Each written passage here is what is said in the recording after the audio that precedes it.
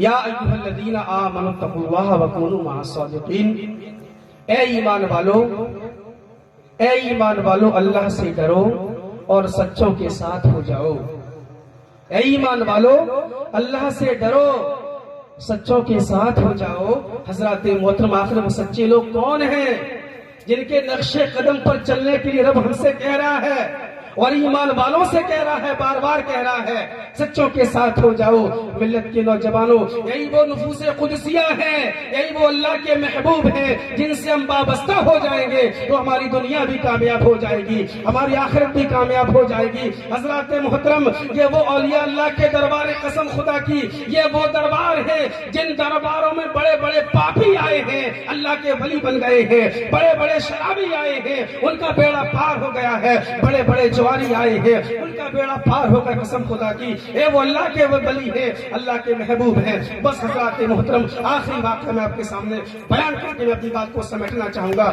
کافی ابھی ہمارے علماء اکرام تشریف رکھتے ہیں، ان کا بھی خطاب ہمیں آپ کو سماعت کرنا ہے۔ حضرات محترم، یہ اولیاء اللہ ہیں، تم بتاؤ ہر ہندوستان کی سرزمین پر، قسم خدا کی یہی تو ہندوستان کی خوبصورتی ہے کہ سب سے زیادہ اگر اولیاء اللہ جلوہ گردیں ہندوستان کی سرزمین پر ہیں، اور اولیاء اللہ کے دربار میں ہر مذہب کے لوگ ماننے والے جاتے ہیں۔ قسم خدا کی صرف مسلمان ہی نہیں جاتے ہیں بلکہ ہر مذہب کے ماننے والے لوگ جاتے ہیں اور اپنی اپنی مرادوں کو پا کر آتے ہیں، خالی دامنوں کو لے کے جاتے ہیں، اور جب آتے ہیں تو جھولیاں بھر کے آتے ہیں، دامن بھر کے آتے ہیں۔ حضرات محترم، ارے تم اپنا لگاؤ ان سے کر کے تو دیکھو، ارے کر کے تو دیکھو، قسم خدا کی تمہاری دنیا کامیاب ہو جائے گی۔ اور ہم یوں تو دنیا میں در در بھٹکتے رہے قسم خدا کی، لیکن میرا کوئی بھی ایسے اللہ کے ولی کے دربار میں آنا قبول ہو گیا تو میرا بیڑا پار ہو جائے گا۔ حضرات محترم، بس ایک واقعہ میں آپ کے سامعوں کے حوالے کرنا چاہوں گا۔ حضرات محترم، ایک شخص ہے جو سرکار سیدنا غوث اعظم رضی اللہ تعالیٰ عنہ کی بارگاہ میں پہنچا ہے، عرض کیا ہے حضور میں آپ سے مرید ہونا چاہتا ہوں، بیعت ہونا چاہتا ہوں۔ سرکار غوث اعظم رضی اللہ تعالیٰ عنہ نے ارشاد فرمایا کہ ہو جاؤ۔ تو وہ شخص عرض کرتا کہ حضور میں مرید تو آپ سے ہونے آیا ہوں، لیکن میری دو شرطیں ہیں۔ حالانکہ علماء کرام اس واقعے کو بہتر بیان کر سکتے ہیں، ہم سے کرتے ہیں ماشاءاللہ، لیکن آپ کو بتانے کے لیے میں عرض کر رہا ہوں کہ واقعی میں اولیاء اللہ کے دربار سے ہمیں کیا ملتا ہے۔ قسمتیں بدلتی ہیں کہ نہیں بدلتی ہیں؟ حضرات محترم، اب سرکار سیدنا غوث اعظم رضی اللہ تعالی عنہ نے ارشاد فرمایا، بتا تیری پہلی شرط کیا ہے؟ وہ شخص عرض کرتا ہے حضور میری پہلی شرط یہ ہے کہ میں چور ہوں، چوری کرتا ہوں، چوری نہیں چھوڑوں گا۔ میں چور ہوں، چوری کرتا ہوں، چوری نہیں چھوڑوں گا۔ سرکار سیدنا غوث اعظم رضی اللہ تعالیٰ عنہ ارشاد فرماتے کہ ارے کتنا تو غلط کام کر رہا ہے، یہ شریعت کے خلاف ہے، یہ بہت بڑا جرم ہے، گناہ ہے۔ سرکار غوث اعظم ارشاد فرماتے بتا تیری دوسری شرط کیا ہے؟ عرض کرتا حضور میں نماز نہیں پڑھتا ہوں اور نماز نہیں پڑھوں گا۔ سرکار غوث اعظم ارشاد فرماتے ہیں نعوذ باللہ من ذالک، تو ایسی بات کر رہا ہے نماز نہیں پڑھے گا، ارے میں تجھے مرید نہیں کروں گا۔ اب وہ شخص جو چور بھی ہے، بے نمازی بھی ہے، عرض کرتا حضور ارے آپ کا دربار تو وہ دربار ہے حضور کہ آپ نے بڑے بڑے پاپیوں کی قسمتیں سنوار دی ہیں۔ حضور آپ کا دربار تو وہ دربار ہے کہ آپ کے دربار میں جو بھی آیا ہے اس کی دنیا کامیاب ہو گئی ہے، ان کی قسمتیں جاگ گئی ہیں۔ حضور مجھے آپ مرید کیجئے۔ مجھے سرکار غوث اعظم نے ارشاد فرمایا کہ نہیں، میں تجھے مرید نہیں کروں گا۔ اب وہ شخص وسیلہ دے رہا ہے کہ آپ کو امی جان کا واسطہ ہے، فاطمہ ام الخیر کا واسطہ ہے کہ آپ مجھے مرید بنا لیجئے۔ آپ وہ تمام وسیلے دے رہا ہے، تمام واسطے دے رہا ہے وہ شخص آنے والا، آپ مجھے مرید بنا لیجئے، آپ مجھے بیعت کر لیجئے۔ تو سرکار غوث اعظم رضی اللہ تعالی عنہ کافی دیر کے بعد ارشاد فرماتے ہیں اے انسان اگر واقعی میں تو مرید ہونا چاہتا ہے تو میری بھی ایک شرط ہے۔ تو عرض کرتا حضور جلدی پیش کیجئے، آپ میری 2 مان لیجئے، میں آپ کی 1000 شرطیں ماننے کو تیار ہوں۔ وہ چور بے نمازی کہہ رہا ہے کہ آپ میری 2 شرطیں مان لیجئے۔ میں آپ کی ہزاروں ماننے کو تیار ہوں. سرکار غوث اعظم ارشاد فرماتے صرف میری ایک شرط ہے. سرکار غوث اعظم ارشاد فرماتے کیا ہے؟ سن کہ جس وقت اذان کا وقت ہو، جس وقت اذان کا نماز کا وقت ہو، اذان دے دیا کرنا، اذان دے دیا کرنا. اے ملت کے نوجوانوں، اس نے کہا یہ کوئی مشکل کام نہیں ہے، اتنا تو میں کرتا رہوں گا. اب وہ شخص اپنے گھر پہ چلا آیا.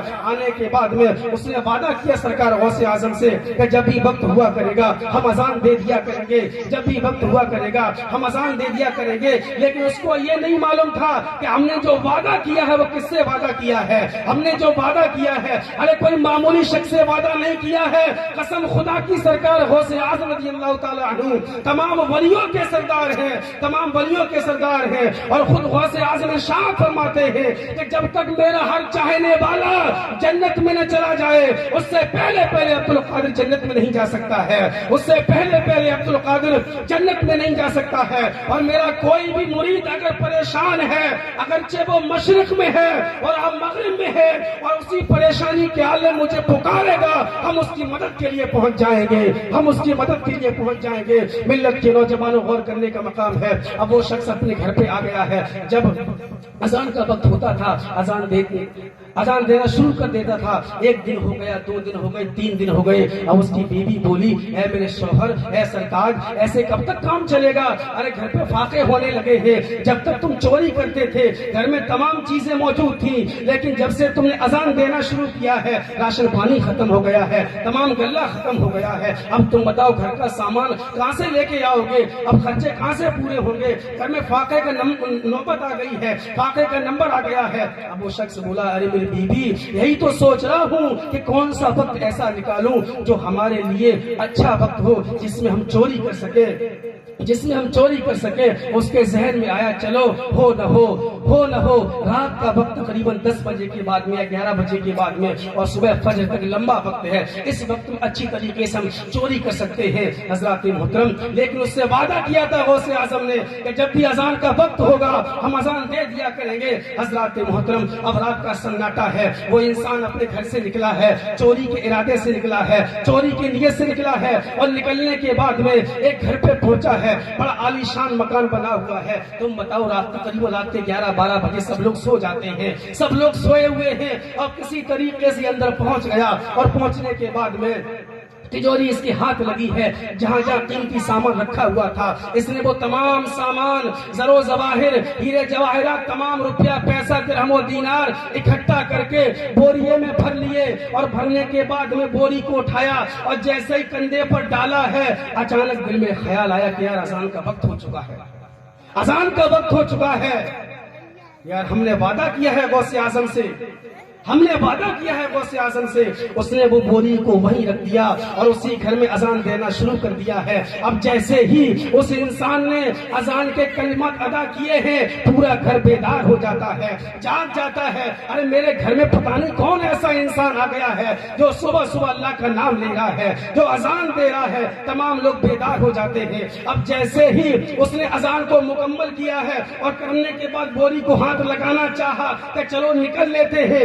اب کیا دیکھتے ہیں، کیا دیکھتا ہے کہ تمام لوگ جاگ چکے ہیں. اب بیچارہ پھنس گیا، اب بڑے پریشان ہے کہ جاؤں تو جاؤں کہاں. یار میں نے سوچا تھا کہ اذان تو میں نے کمپرومائز کیا ہے، میں نے وعدہ کیا کہ اذان دیں گے، اذان تو میں نے پڑھ دی ہے، اب کیسے جاؤں، کیسے نکلوں، کیونکہ تمام لوگ جاگ چکے ہیں. اس کے ذہن میں ایک بات آتی ہے چلو ایک کام کرتے ہیں یار، جب تک یہ لوگ وضو کریں گے، جب تک یہ سب لوگ بیدار ہوں گے تب تک 2 رکعت نماز سنت ادا کر لیتے ہیں. اب جیسے ہی اس نے 2 رکعت کی نیت باندھی ہے اور باندھنے کے بعد دل میں خیال کرتا ہے کہ جب تک میں 2 رکعت پوری کروں گا تب تک یہ لوگ وضو وغیرہ کریں گے، اتنے میں نکل جاؤں گا.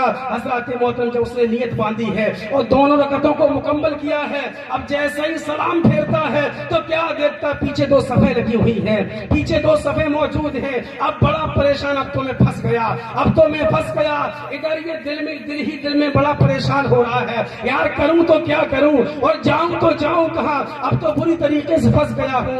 ادھر اپنی خانقاہ میں سرکار سیدنا غوث اعظم رضی اللہ تعالی عنہ اپنے مریدوں کے ساتھ مسکرا رہے ہیں, بڑے خوش ہو رہے ہیں اور ارشاد فرماتے ہیں ارے پھنس گیا, وہ پھنس گیا. تو اور لوگ کہتے ہیں کہ سرکار کون پھنس گیا؟ سرکار غوث اعظم ارشاد فرماتے ہیں ارے وہی چور جس نے ہم سے وعدہ کیا تھا اذان کا, وہی پھنس گیا ہے, وہی پھنس گیا ہے. ملت کے نوجوانوں, اب 2 صفیں لگی ہوئی ہیں, آگے چور صاحب بیٹھے ہوئے ہیں, ایک شخص کھڑے ہوتے ہیں, عرض کرتے حضور آپ پرمیشن دیں تکبیر پڑھیں, آپ پرمیشن دیں تو تکبیر پڑھیں. اب بیچارہ غصے میں تو پیسے ہی تھا کہ وہاں پر جان کے لالے پڑے ہوئے تھے, چوری کی نیت سے آیا تھا, غصے میں بولتا ہے ارے تم کو تکبیر کی پڑی ہے یار, تم کو معلوم نہیں میں کوئی امام نہیں ہوں بلکہ میں چور ہوں اور چوری کی نیت سے آیا تھا. تمام لوگ بولتے نہیں آپ چوری کی نیت سے نہیں آئے تھے, بلکہ قسم خدا کی آپ چوری کی نیت سے نہیں آئے تھے, بلکہ آپ تو بڑے نیک لگتے ہیں. ایسا لگتا ہے کہ آپ نے اپنی آنکھوں سے کسی اللہ والے کو دیکھا ہے, کسی اللہ کے ولی کو دیکھا ہوا ہے. ملت کے نوجوانوں, اب وہ شخص پھر کہتا ہے حضور تکبیر پڑھے ورنہ سورج طلوع ہو جائے گا, سورج نکل جائے گا, فجر کا وقت ختم ہو جائے گا. اب مرتا کیا نہ کرتا, بیچارہ کہتے کہ چلو تکبیر پڑھو. اب جیسے ہی ان لوگوں نے اس نے تکبیر پڑھی اور اس انسان نے نیت باندھی ہے جس طریقے سے جیسے اس نے مکمل کی ہوگی, بیچارہ چوری کرنے آیا تھا نا, بڑا پریشان تھا. جب اس نے 2 رکعت مکمل کی, سلام پھیرنے کے بعد میں اب تمام لوگ اس کے ہاتھوں کو چومنا شروع کر دیتے ہیں, اس کو ہاتھوں کو چومتے ہیں. اب وہ بار بار کہتا کہ نہیں, ارے تمام لوگ چلو اٹھو میرے ساتھ, دیکھو وہ بوری رکھی ہوئی ہے, اس میں آپ کے گھر کا تمام سامان موجود ہے, ہم چوری کے لیے اس نیت سے آئے تھے. تمام لوگ کہتے کہ نہیں حضور نہیں, آپ چوری کی نیت سے, یہ تو آپ کی خاکساری ہے, یہ تو آپ کی انکساری ہے. آپ کی آنکھیں بتا رہی ہیں کہ آپ کی آنکھوں نے کسی اللہ والے کو دیکھا ہے, آپ کے ہاتھوں سے ایسا لگ رہا ہے کہ آپ نے اپنے ہاتھ کو کسی اللہ والے کے ہاتھ میں دیا ہوا ہے. ملت کے نوجوانوں, تمام لوگ اس کے ہاتھوں کو چومتے ہیں اور چومنے کے بعد میں وہ شخص کہتا ہے, سرکار غوث اعظم رضی اللہ تعالی عنہ کے دربار کی طرف اپنا چہرہ کرتا ہے, دونوں ہاتھوں کو جوڑتا ہے, عرض کرتا ہے کہ حضور مان گیا, میں سرکار مان گیا, واقعی میں حضور میں مان گیا کہ جب ایک وقت کی نماز میں نے پڑھی تو تمام لوگوں نے میرا اتنا احترام کیا کہ سب نے میرے ہاتھ چومے. اگر واقعی میں 5 وقتہ نماز پڑھوں گا تو پوری دنیا میرا احترام کرنا شروع کر دے گی, پوری دنیا احترام کرنا شروع کر دے گی. ملت کے نوجوانوں, بس میں اپنی بات کو سمیٹنا چاہوں گا کہ جب ان کے گدا بھر دیتے ہیں شاہانہ زمانہ کی جھولی, جب ان کے گدا بھر دیتے ہیں شاہانہ زمانہ کی جھولی, ارے محتاج کا جب یہ عالم ہے مختار کا عالم کیا ہوگا, محتاج کا جب یہ عالم ہے مختار کا عالم کیا ہوگا. اللہ کی بارگاہ میں دعا ہے, پروردگار عالم جو ہم نے یہاں پر بیان کیا, میرے اللہ اگر ہم سے کوئی جان کر انجان میں خطائیں ہو گئی ہیں, میرے مولا پیارے حبیب کے وسیلے سے یا اللہ تمام غلطیوں کو معاف فرما.